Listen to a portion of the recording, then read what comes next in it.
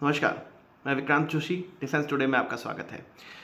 आज की इस वीडियो की एडिटिंग नहीं हो सकती है, हमारा एडिटर छुट्टी पे है, या जो मैं रिकॉर्डिंग का समय है क्योंकि आपको खबर जल्दी देनी थी, इसलिए इस वीडियो के एडिटिंग के बिना ही हम रॉ वीडियो आपको डाल रहे हैं।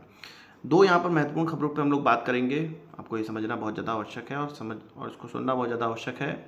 ऑपरेशन सिंदूर के दौरान भारत और पाकिस्तान के बीच में जो युद्ध हुआ या जो एक छोटी सी लड़ाई हुई, उसमें पाकिस्तान की तरफ से एक बहुत बड़ी हिमाकत की गई थी, जिसके एवज में या जिसके जवाब में भारत ने उनके 12 एयरबेसेस को उड़ाया था।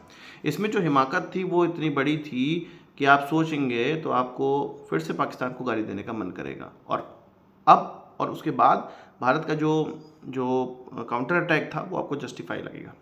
असल में पाकिस्तान की तरफ से कहा जा रहा है कि शाहीन मिसाइल लॉन्च करी गई थी। शाहीन मिसाइल एक बैलिस्टिक मिसाइल है जो कि 3 वेरिएंट में आती है, शाहीन 3, शाहीन 2, शाहीन 1। शाहीन 1 की जो कैपेबिलिटी है वो 800-900 किलोमीटर मारक क्षमता वाली है। इसी तरह शाहीन 2 की 1500 से 1700 और शाहीन 3 की लगभग 3000 किलोमीटर। अब कहा जा रहा है, हमारे भारतीय आर्मी की तरफ से पत्रकारों को ये बताया गया कि उनकी तरफ से शाहीन मिसाइल लॉन्च करी गई, दिल्ली पे लॉन्च करी गई थी, जिसको कि इंटरसेप्ट किया गया था S-400 के द्वारा। और भी उनके द्वारा हफ्त मिसाइल, हफ्त नहीं, फतेह मिसाइल उनकी तरफ से लॉन्च करी गई थी, जो कि मल्टी बैरल रॉकेट लॉन्चर से लॉन्च की जाती है। तो वो तो अलग तरह की मिसाइल हुई, पर ये बैलिस्टिक मिसाइल ऐसा सोचा नहीं था किसी ने, क्योंकि भारत ने इस युद्ध में बैलिस्टिक मिसाइल का इस्तेमाल किया नहीं। बैलिस्टिक मिसाइल का इस्तेमाल करने का मतलब है कि बहुत बड़ी क्षति पहुंचाना, और इसका जो अटैक है वो बहुत पिन पॉइंट नहीं होता है। लगभग 50 मीटर के एरिया में, या इसका जो एक्यूरेसी है 50 मीटर की होती है। मतलब अगर टारगेट है कोई हाई वैल्यू टारगेट, तो उसके लिए क्रूज मिसाइल लॉन्च की जाती है, बैलिस्टिक मिसाइल नहीं करी जाती। इसका मतलब ये है कि कोई हाई वैल्यू टारगेट नहीं अचीव करना था उनको बस डर फैलाना था, पर ये डर वो फैला नहीं पाए। कहा जा रहा है कि सिरसा के ऊपर जो मिसाइल इंटरसेप्ट की गई थी S-400 के द्वारा करी गई थी, वो ये शाहीन मिसाइल ही थी, और ये माना जा रहा है कि शाहीन 2 मिसाइल थी, जिसको कि दिल्ली पर अटैक करने के लिए भेजा गया था। बहुत खबरों में हम लोगों ने सुना होगा कि दिल्ली पर अटैक करने के लिए मिसाइल भेजी गई, पर दिल्ली तक तो कुछ पहुंचा नहीं। वो पहुंचा इसलिए नहीं कि S-400 पूरी तरह से हमें कवर कर रहा था। भारत की जो तैयारियां थी वो गजब की थी, और उनका शाहीन बैलिस्टिक मिसाइल तक कुछ हमारा कर नहीं पाया। जनरली बैलिस्टिक मिसाइल जब लॉन्च की जाती हैं तो दुश्मन देश पे लगभग गिरना उसका तय होता है, पर इस तरह की चीज़ें यहाँ पर नहीं देखने को मिली, और भारत की तैयारियों को एक बड़ा थम्स अप यहाँ पर देना चाहिए, और कमेंट बॉक्स में अभी लिखना भी चाहिए। तो ये तो भारत की तैयारियाँ थी।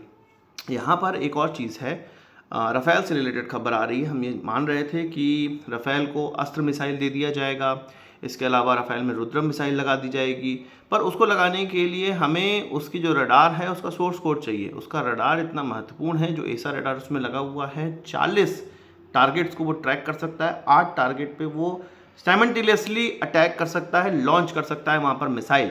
इसलिए उस जो रडार है उसका हमें सोर्स कोड चाहिए, ताकि हम अपनी मिसाइलें भी उससे इंटीग्रेट कर सकें।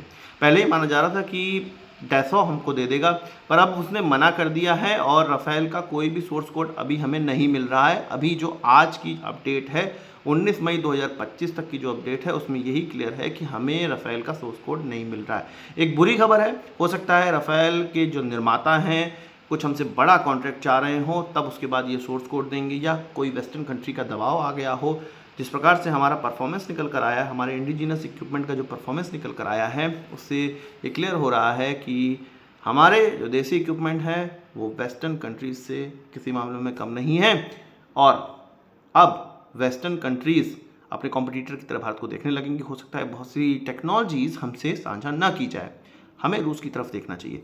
आपका क्या विचार है, कमेंट बॉक्स में बताइएगा। आज की एक छोटी सी वीडियो है, कल मैं आपको एक चीन का बहुत बड़ा भेद बताने वाला हूँ। स्टे ट्यून, कल आप हमारी वीडियो को ज़रूर देखिएगा। आज की इस वीडियो को लाइक और कमेंट ज़रूर करिएगा, शेयर भी करिएगा। नमस्कार, थैंक यू, जय हिंद।